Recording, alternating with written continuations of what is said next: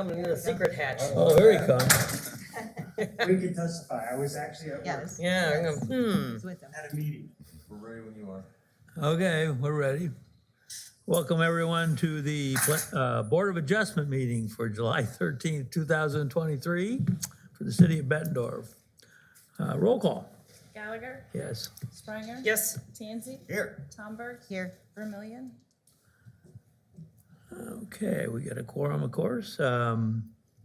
This is the Board of Adjustment. We are a 5-member board appointed by the mayor, and we review certain things that are properly brought before us. For instance, adjustments, or in this case, we're having a public hearing today on a variance. So you've all received the June 15th, 2023 minutes in the mail or on electronically. Do I have any additions or corrections? No. I'll entertain a motion to approve the minutes then. So moved. I'll second. All those in favor say aye. Aye. Opposed, same sign. Minutes are approved. Then the next matter is the board to hold a public hearing on the following cases. And the one is case number 23045.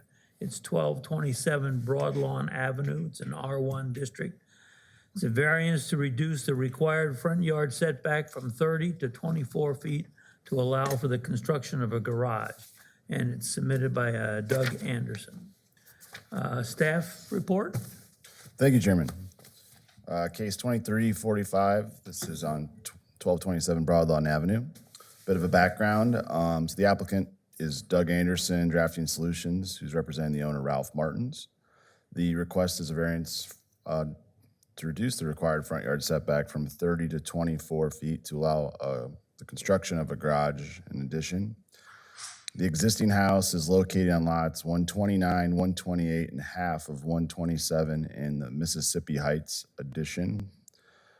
The proposal includes a 24 by 24 foot garage attached to the existing house and a 10 by 27 home addition.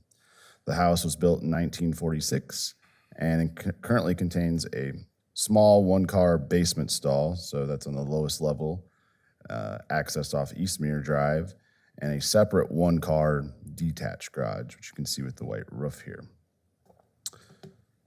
Overview of the future land use. This site is designated as urban low intensity on the Bettendorf future land use map. Adjacent areas in the city of Davenport and Bettendorf have similar future land uses. This location is just south of the Bettendorf Davenport city border on Eastmere Drive. The current zoning classification is R1, Single Family Residence District, which has that required 30-foot front yard setback. Bit of history: the board has heard 2 previous cases at this address. Case 0945, so that's that was heard in 2009, was a request for an in-ground swimming pool located in the front yard, roughly where the red box is on the screen. This was for an in-ground swimming pool located in the front yard setback. This was not approved.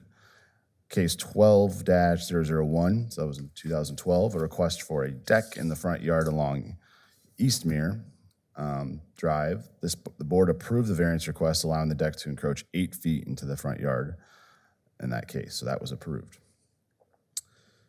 As I mentioned, this is located on 3 lots. So the Mississippi Heights addition was platted in 1940. These lots were relatively narrow by modern standards. The house was constructed in 1946. The plat does show a building setback line you can vaguely see on the plat. There was a zoning ordinance at this time. The building setback line was likely, staff can only assume, but was likely put there to make some of these lots buildable based on the topography of the site. The current zoning is very similar to what the zoning classification was in 1940. It was based on the size of the house. Larger houses were set back farther from the road. Smaller houses are allowed to be set back closer.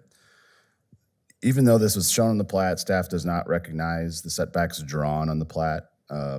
Zoning ordinance governs over any resolutions shown in previous plats, so we have this come up a lot. Previous plats, 1980, 1990, but we have new zoning ordinances. That ordinance always governs, especially when there's a less restrictive setback shown on a plat. Just want to get that out of the way. The proposed site plan. So this is the submitted site plan shown on the lot.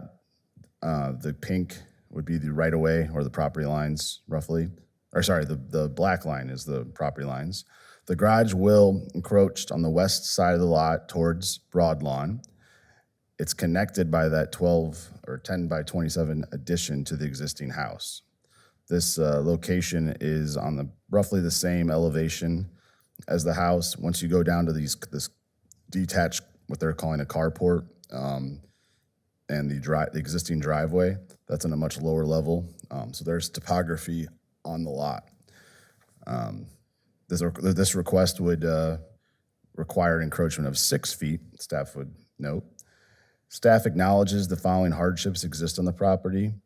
A very unique lot configuration with 3 front yards, rendering approximately 72% of the lot area unbuildable by zoning requirements. And then, as noted, the significant topography on the property. The board acknowledged a hardship based on the approval of case 12-001 for that deck. So you can see that deck. That is the deck right there, existing. And this request is 2 feet less than the 2012 request, so just want to note that. The renderings of the proposed garage addition. So we have a 2-car garage, 24 by 24 is pretty standard. A little larger, not too much larger than I think minimum for modern cars.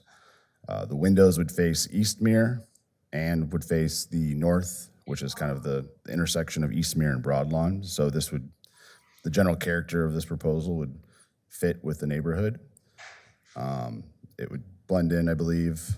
The sight lines for the intersection would not be affected, and the space in that front yard, which is currently vacant lawn, there's 1 tree, I believe, there used to be 2, would not be overly affected, and there's be a lot of open space on the lot. Given the following hardships cited, the proposal is less than the previous variance approved by this board. The current garage situation for the house, should be noted, is not ideal. There's a driveway, but there's a very small, I think it's 352 square feet is that small garage. And then I don't know if the basement level, which is underneath the house, is even usable for a modern car. This would require another driveway, and I can touch on that after the recommendation. But given those following hardships, staff is recommending approval of the variance request to reduce the required front yard setback from 30 to 24 feet to allow the construction of a garage and home addition. I will note the driveway is kind of handled separately by the engineering department, and we do have those standards that aren't heard by this board.